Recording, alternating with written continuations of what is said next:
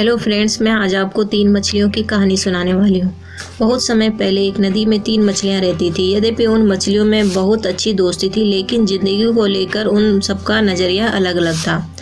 पहली मछली कोई समस्या सामने आने पर उसे निपटने में भरोसा करती थी। दूसरी मछली का मानना था कि हमेशा बुद्धिमानी का परिचय देना चाहिए और मुसीबत सिर पर आने का इंतज़ार करने की बजाय समय रहते उसे निपटने का उपाय कर लेना चाहिए। तीसरी मछली का मानना था कि प्रयास करने से कुछ नहीं होता वही है जो भाग्य में लिखा होता है।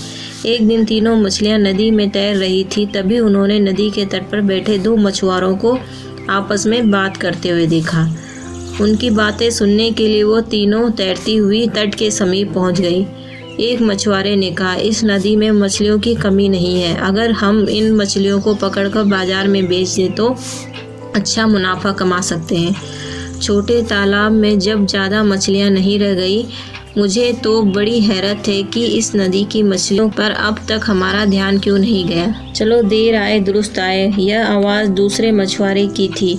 हम कल से ही यहाँ मछलियाँ पकड़ना शुरू कर देंगे। लगता है अब हमारे पास धन की कोई कमी नहीं रहेगी।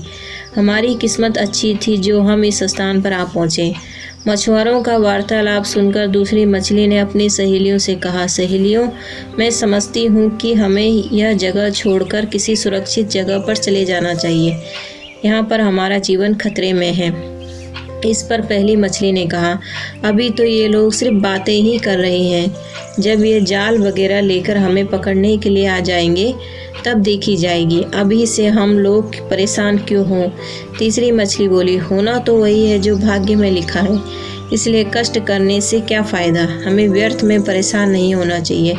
वैसे भी हमारे पूर्वज इसी जगह रहे हैं, यह हमारी पुश्तैनी जगह है। दूसरी मछली ने एक बार फिर उन्हें समझाने की कोशिश की। माना कि यह हमारी पुश्तैनी जगह है, लेकिन यहाँ रहकर जानबूझकर अपनी जान मुश्किल में डाल देना कहाँ की बुद्धिमत्ता है। तुम लोग जरा इस बात पर फिर से विचार करो। तब तक मैं नदी की दूसरी मछलियों को इस बारे में बताकर आती हूँ। दूसरी मछली के खूब समझाने के बाद भी पहली और तीसरी मछली के कानों का जूं तक नहीं रहेंगी। लेकिन दूसरी मछली अपनी जान मुश्किल में डाल देने के लिए तैयार नहीं थी। उसने उस दोनों मछलियों को नमस्कार किया और नदी की कुछ अन्य मछलियों के साथ खुद नदी की किसी और जगह पर चली गई। अगली सुबह मछुआरे उस जगह पर आकर मछलियां पकड़ने लगे। बचने की लाख कोशिश करने के बाद भी पहली और तीसरी मछलियां उनके जाल में फंस गई। लेकिन पकड़े जाने के बाद भी पहली मछली ने हिम्मत नहीं हारी थी।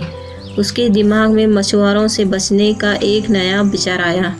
जब मछुआरे मछलियों को जाल में बाहर निकाल रहे थे तब वह इस तरह लेट गई जैसे मर गई हो।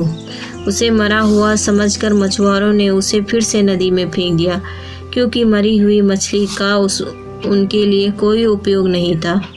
पहली मछली तुरंत वहाँ से भाग निकली। उधर तीसरी मछली जाल में पकड़ी जाती है हिम्मत हार बैठी थी। उसने जाल से निकलकर भागने की भी कोशिश नहीं की थी। जाल में पकड़े जाते ही उसने जीवन की आस छोड़ दी थी।